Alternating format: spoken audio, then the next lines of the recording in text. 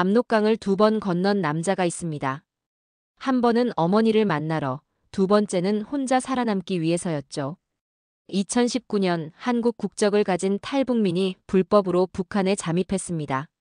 3년 만에 어머니를 만나고 싶다는 단 하나의 이유로 말이죠. 하지만 그의 귀환은 1년 3개월간의 구속과 재판으로 이어졌습니다. 효심이 법보다 클 수 있나요? 법정에서 던진 이 질문은 우리 사회에 큰 화두를 남겼습니다. 집행유예라는 판결 뒤에 숨겨진 진짜 이야기는 무엇일까요? 목숨을 걸고 2번의 강을 건넌 이유, 보위부의 고문 앞에서도 아들을 지켜낸 어머니의 사랑, 그리고 마침내 인천공항에서 이뤄진 기적 같은 재회까지. 실제 일어난 이 놀라운 이야기를 지금 바로 확인해 보세요. 구독과 좋아요는 더 많은 감동 실화를 전하는 힘이 됩니다. 그리고 이런 감동적인 실화들을 더 많은 분들과 나누고 싶습니다. 공유 버튼 한 번의 클릭이 누군가에게는 큰 위로와 희망이 될 수 있어요. 저는 중국 단둥에 사는 강호입니다. 25살, 탈북한 지 3년이 지났습니다. 한국 국적을 취득했지만 제 마음 한구석엔 늘 그리움이 자리 잡고 있었죠. 바로 북한에 홀로 계신 어머니에 대한 그리움이었습니다. 그날도 평범한 오후였어요. 압록강이 내려다 보이는 작은 원룸에서 라면을 끓여 먹고 있었습니다. 창밖으로 보이는 강 건너편, 그곳이 바로 제가 태어나 자란 고향이었죠. 문득 어머니 생각이 밀려왔습니다. 한국에서 찍은 사진들을 보여드리고 싶었고 제가 잘 살고 있다는 걸 직접 말씀드리고 싶었어요. 그냥 한번 가볼까? 충동적인 생각이었습니다. 위험하다는 걸 알면서도 발걸음이 강변 쪽으로 향했어요. 해가 지고 어둠이 내리자 저는 북한군 초소 교대 시간을 노려 압록강을 건너기로 결심했습니다. 한국 여권이 가슴속에 있다는 것만으로도 용기가 났어요. 물살이 거셌습니다. 5월 중순이라 물이 차가웠지만 어머니를 향한 그리움이 더 강했죠. 헤엄쳐 건너는 동안 마음이 두근거렸습니다. 곧 어머니를 만날 수 있다는 기대감이 온몸을 감쌌어요. 그런데 강을 거의 다 건넜을 때였습니다. 야서? 날카로운 고함 소리와 함께 총성이 울렸어요.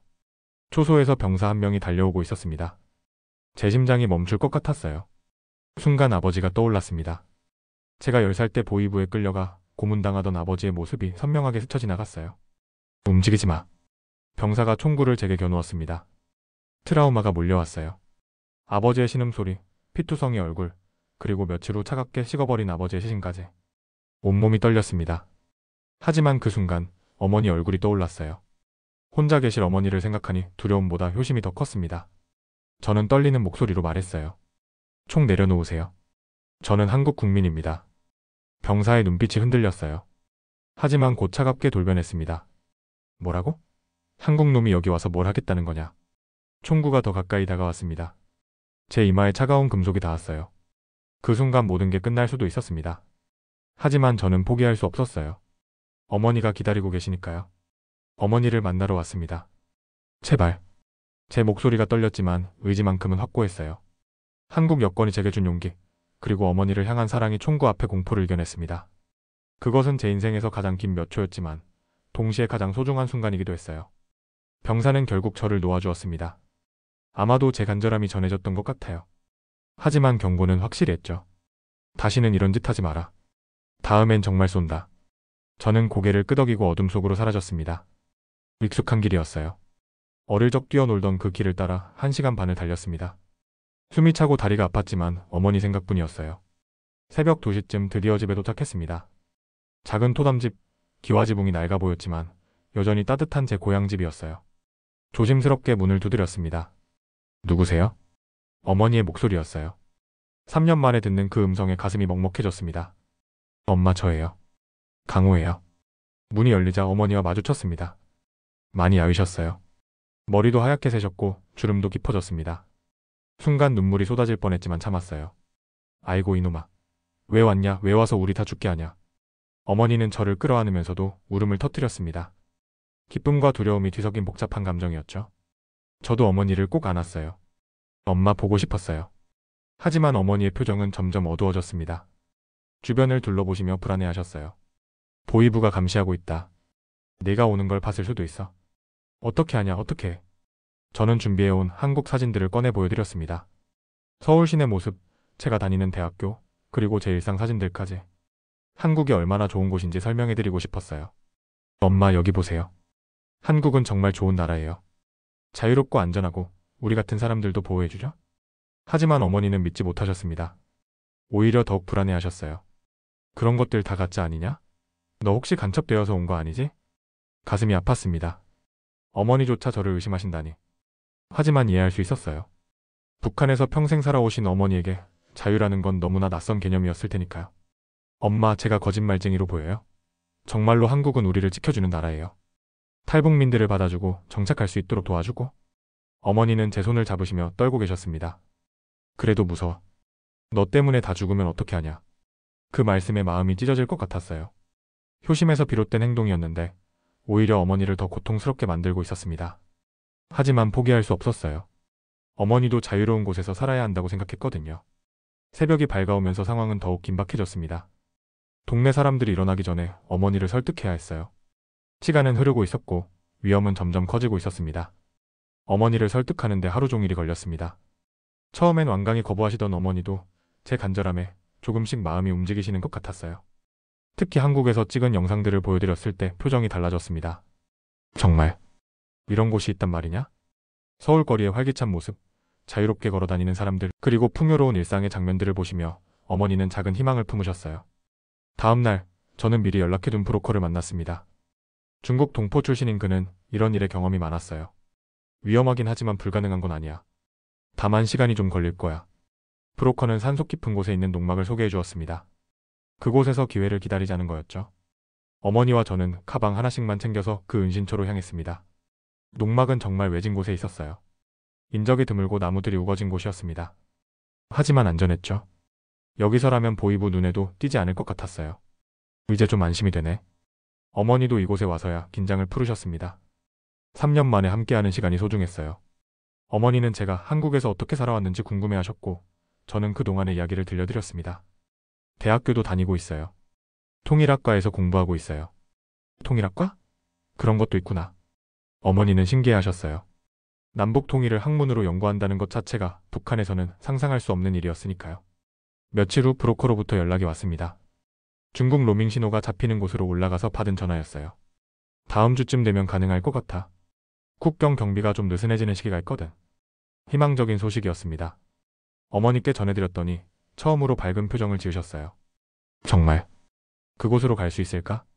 하지만 기쁨도 잠시, 며칠 후 충격적인 소식이 들려왔습니다. 국경 지역에 특별 경계령이 선포된 거였어요. 탈북 시도가 늘어나자 당국에서 경비를 대폭 강화한 것 같았습니다. 당분간은 어려울 것 같아. 브로커의 말에 가슴이 철렁했어요. 어머니도 실망감을 감추지 못하셨습니다. 역시 안 되는 건가 보네. 하지만 저는 포기하지 않았습니다. 기술과 준비가 있다면 길은 있을 거라고 믿었어요. 한국에서 배운 것들, 그리고 자유를 향한 의지가 우리의 무기였으니까요. 엄마, 조금만 더 기다려요. 기회는 반드시 올 거예요. 그렇게 우리는 산속에서 계산된 침묵을 유지했습니다. 한국의 품으로 가기 위한 전략적 기다림이었어요. 밤하늘의 별들을 보며 자유로운 미래를 꿈꾸었습니다. 한 달 가까이 농막에서 지내면서 어머니와 저는 서로를 더 깊이 알아가게 되었습니다.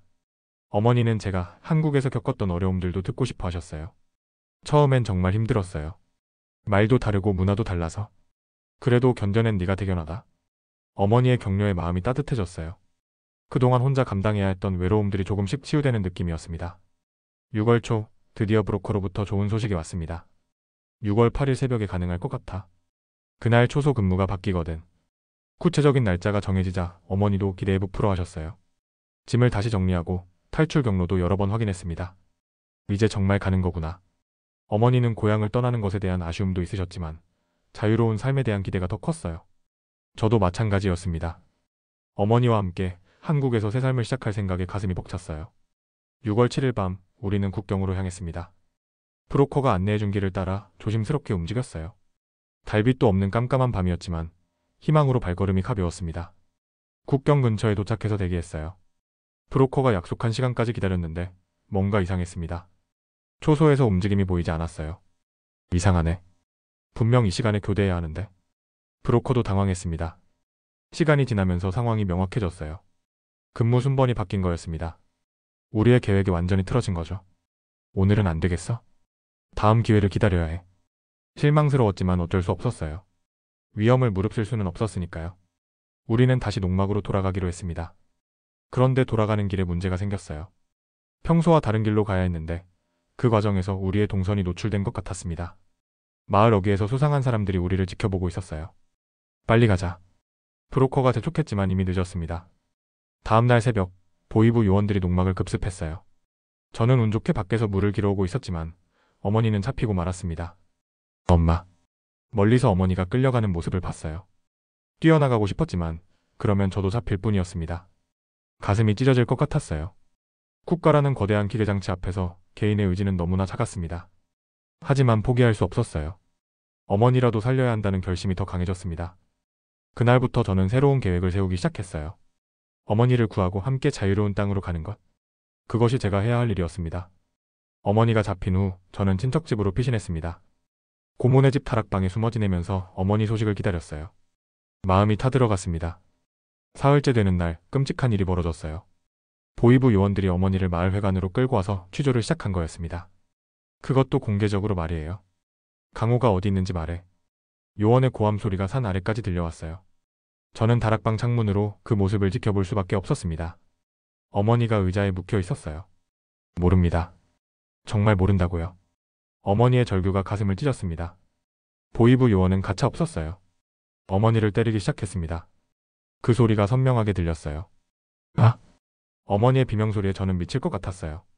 당장 뛰어내려가서 어머니를 구하고 싶었습니다. 하지만 발이 떨어지지 않았어요.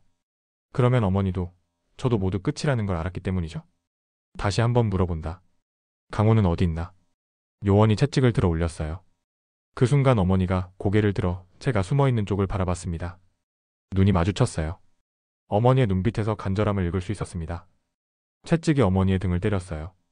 어머니가 신음했지만 끝까지 버텼습니다. 모르는 청년입니다. 그냥 지나가던 사람이었어요. 어머니가 저를 보호하려고 거짓말을 한 거였어요. 제가 모르는 사람이라고, 그냥 우연히 만난 청년이라고 말씀하신 거죠. 그 순간 저는 눈물을 참을 수 없었어요. 피눈물이 흘러내렸습니다. 어머니의 모성이 저를 살렸어요. 자신의 고통을 감수하면서도 아들을 지켜낸 위대한 사랑이었습니다. 폭행은 1시간 넘게 계속됐어요. 어머니는 계속 같은 말씀만 반복하셨습니다. 모르는 사람이라고, 그냥 지나가던 청년이었다고. 결국 요원들도 포기하고 돌아갔어요.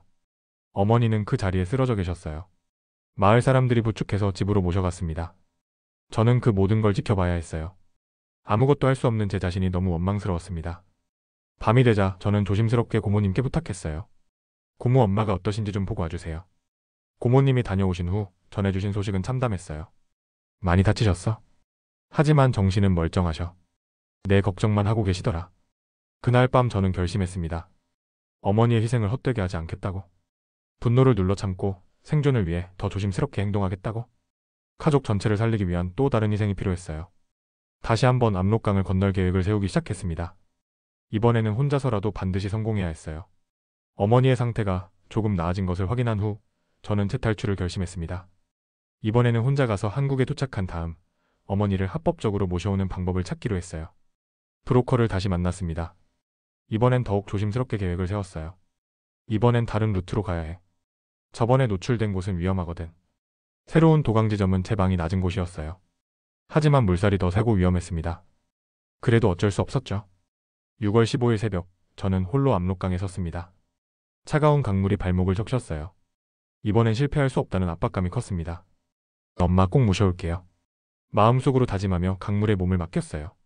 물살이 생각보다 거셌습니다. 몇 번이나 물에 빠질 뻔했어요. 하지만 포기하지 않았습니다. 중간쯤 왔을 때 다리에 쥐가 났어요. 순간 물속으로 가라앉았습니다. 숨이 막혔어요. 죽을 수도 있겠다는 생각이 들었습니다. 하지만 그때 어머니의 얼굴이 떠올랐어요. 저를 지키기 위해 거짓말하신 어머니, 맞으면서도 끝까지 저를 보호해주신 그 사랑이 힘을 주었습니다. 안 돼. 다시 물 위로 올라왔어요. 남은 힘을 다해 헤엄쳤습니다. 다행히 중국 쪽 강변에 도착할 수 있었어요. 온몸이 젖고 상처투성이었지만 살아있었습니다. 중국에 도착한 후 지인들에게 연락했어요. 한국으로 가려면 여행 경비가 필요했거든요. 다들 어려운 형편이었지만 조금씩 도와주었습니다. 형 고마워요. 반드시 갚을게요. 갚을 생각 말고 어머니나 잘 모셔와. 따뜻한 격려에 눈물이 났어요. 연결된 도움들이 작은 기적을 만들어가고 있었습니다. 비행기표를 끊고 한국으로 향했어요. 인천공항에 도착했을 때의 안도감은 말로 표현할 수 없었습니다. 하지만 기쁨도 잠시 곧 현실을 마주해야 했어요. 공항에서 저는 바로 수사기관에 연행됐습니다. 불법 북한 방문에 대한 조사를 받아야 했거든요. 예상했던 일이었지만 막상 당하고 보니 무거웠어요. 왜 북한에 갔습니까? 어머니를 만나러 갔습니다. 그게 법을 어겨도 되는 이유가 됩니까? 할 말이 없었어요. 법적으로는 제가 잘못한 게 맞았으니까요. 하지만 후회는 없었습니다. 같은 길을 2번 다르게 건넜지만 목적은 하나였어요. 어머니와 함께 자유로운 곳에서 살고 싶다는 것. 그 꿈만은 포기할 수 없었습니다. 한국에 돌아온 후 저는 5달 동안 조사를 받았습니다. 국가정보원, 경찰, 검찰까지 여러 기관을 오가며 똑같은 질문들을 반복해서 들어야 했어요. 북한에서 누구를 만났습니까? 어머니만 만났습니다. 다른 접촉은 없었나요? 없습니다. 같은 대답을 수백 번도 더 했던 것 같아요. 하지만 저는 일관되게 진실만 말했습니다. 어머니를 만나러 갔을 뿐이라고, 다른 목적은 없었다고요. 조사가 끝난 후에는 미결수로 10개월을 더 지내야 했어요. 구치소 생활이었습니다. 좁은 방에서 여러 사람과 함께 지내는 게 쉽지 않았어요. 하지만 어머니 생각을 하면 견딜만 했습니다. 강호야, 왜 그렇게 위험한 짓을 했냐? 같은 방 사람이 물어봤어요. 어머니 때문이었어요. 효심이라는 게 법보다 클 때가 있더라고요. 그 말에 다들 고개를 끄덕였어요. 누구나 부모에 대한 마음은 똑같았으니까요. 드디어 재판날이 왔습니다. 남북 교류 협력에 관한 법률 위반으로 기소됐어요. 최대 3년까지 선고받을 수 있는 죄목이었습니다. 법정에 섰을 때 떨렸어요. 판사님의 엄숙한 표정을 보니 긴장이 됐습니다. 피고인은 왜 불법으로 북한에 입국했습니까? 어머니를 만나러 갔습니다. 3년 동안 못 배웠거든요. 그것이 법을 위반할 정당한 이유가 됩니까? 법적으로는 변명의 여지가 없습니다. 하지만 자식으로서 어머니를 그리워하는 마음만은 이해해 주셨으면 합니다.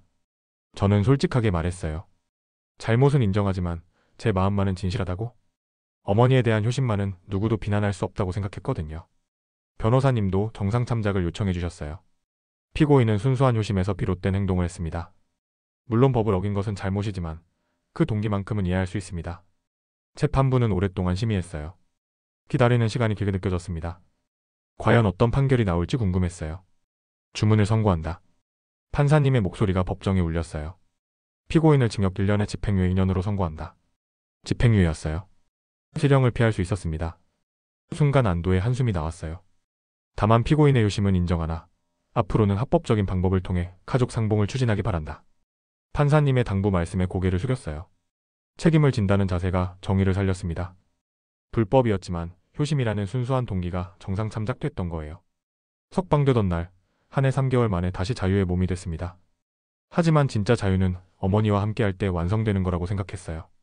이제 합법적인 방법으로 어머니를 모셔올 계획을 세워야 했습니다.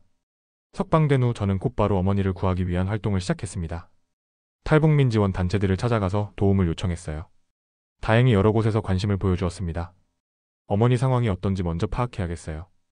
브로커를 통해 어머니 소식을 수소문했습니다. 다행히 큰 문제는 없으신 것 같았어요. 하지만 감시는 더 심해졌다고 했습니다.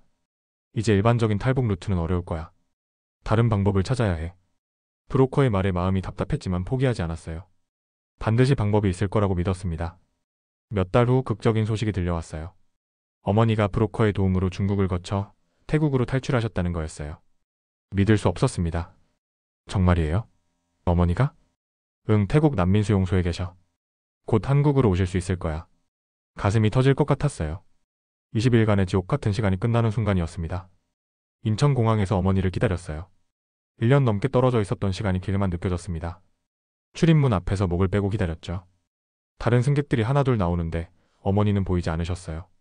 그때 휠체어를 탄 분이 천천히 나오셨습니다. 순간 알아볼 수 없을 만큼 야위신 모습이었지만 그 눈빛만큼은 분명히 제 어머니셨어요. 엄마. 강호야, 내 아들아? 공항 로비에서 서로 끌어안고 울었습니다. 주변 사람들도 함께 눈물을 흘렸어요.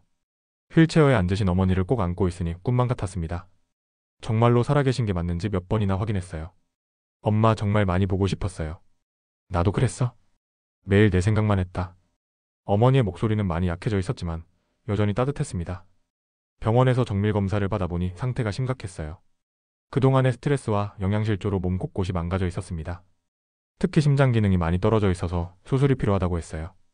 엄마, 제가 잘못했어요. 무모하게 북한에 갔다 와서 어머니를 이렇게 만들었어요. 눈물이 멈추질 않았습니다. 효심에서 시작한 일이 오히려 어머니를 더 고통스럽게 만든 것 같아서 자책감이 컸어요. 아니야, 강호야. 네가 없었다면 난 여기 올 수도 없었어. 고마워. 어머니는 제 손을 꼭 잡으시며 오히려 저를 위로해 주셨어요. 수술은 성공적이었습니다. 한국의 의료진들이 최선을 다해 어머니를 치료해 주었어요. 회복 과정은 길었지만 어머니는 서서히 건강을 되찾아 가셨습니다. 퇴원하던 날 어머니와 함께 한강공원을 걸었습니다. 휠체어를 밀어드리면서 말씀드렸어요. 엄마, 앞으로는 평범하게 살아요. 더 이상 위험한 일은 절대 안 할게요. 그래, 이제 정말 자유구나.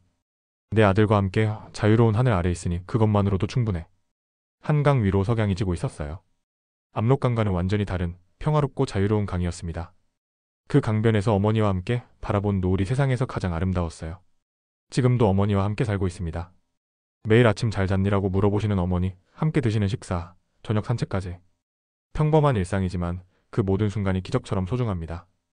효심과 용기가 마침내 불가능을 가능하게 만들었어요. 2번의 강을 건넌 그 험난한 여정 끝에 우리 가족은 진정한 자유를 찾을 수 있었습니다. 가족의 사랑 앞에서는 그 어떤 장벽도 무너질 수 있다는 걸, 진정한 효심은 기적을 만들어낸다는 걸 깨달았어요. 어머니와 함께하는 지금 이 순간이야말로 제 인생 최고의 선물입니다. 이것이 압록강을 2번 건넌 한 아들의 진짜 이야기입니다. 법과 현실을 뛰어넘은 모성애와 효심이 만들어낸 기적이었죠? 혹시 이 이야기가 여러분의 마음에도 울림을 주었나요? 가족의 소중함을 다시 한번 느끼게 되셨나요? 그렇다면 구독 버튼을 눌러주세요. 좋아요와 댓글로 여러분의 마음을 전해주시면 더욱 감사하겠습니다. 이런 감동적인 실화들을 더 많은 분들과 나누고 싶습니다. 공유 버튼 한 번의 클릭이 누군가에게는 큰 위로와 희망이 될 수 있어요.